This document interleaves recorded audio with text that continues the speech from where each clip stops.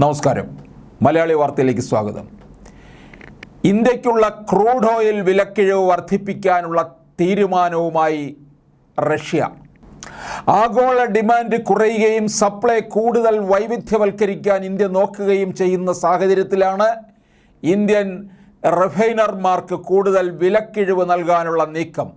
നിലവിൽ ഒരു ബാരലിന് $4 മുതൽ $6 പരിധിയിലാണ് കിഴിവുകൾ ഉള്ളതെന്നും ഉടൻ തന്നെ ഇത് ബാരലിന് $10 മുതൽ $12 എത്തിയേക്കുമെന്നാണ് റിപ്പോർട്ടുകൾ വ്യക്തമാക്കുന്നത്.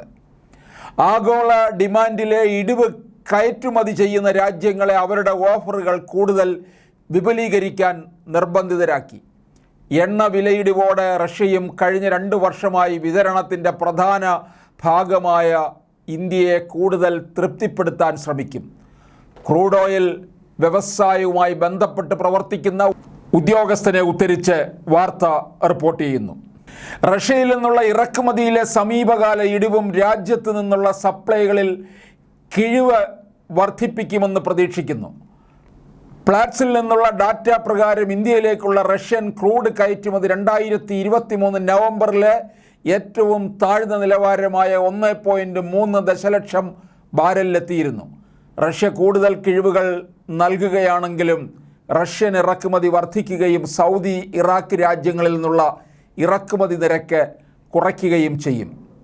റഷ്യൻ ക്രൂഡിന് നിലവിൽ ബാരലിന് $6 കിഴിവ്. സെപ്റ്റംബറിൽ 5 മുതൽ 8 ദശലക്ഷം ടൺ റഷ്യൻ ക്രൂഡ് വാങ്ങിയതിലൂടെ ഇന്ത്യൻ കമ്പനികൾക്ക് മൊത്തം $429 മില്യൺ ലാഭിക്കാൻ സാധിച്ചു.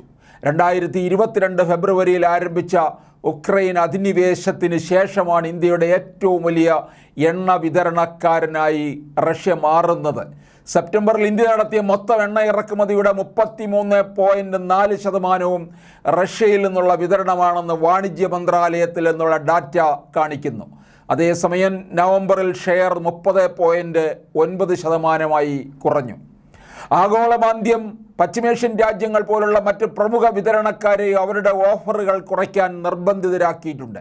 7 മാസത്തിനിടെ ആദ്യമായി ഏഷ്യൻ രാജ്യങ്ങൾക്ക് വിതരണം ചെയ്യേണ്ട അറബ് ലൈറ്റ് ക്രൂഡിൻ്റെ വില സൗദി അറേബ്യ കുറച്ചതായി റോയിറ്റേഴ്സ് അടുത്തിടെ റിപ്പോർട്ട് ചെയ്തിട്ടുണ്ട്. കഴിഞ്ഞ 1 വർഷമായി ഇറാഖും ഇന്ത്യക്ക് കിഴിവുകൾ വാഗ്ദാനം ചെയ്യുന്നു.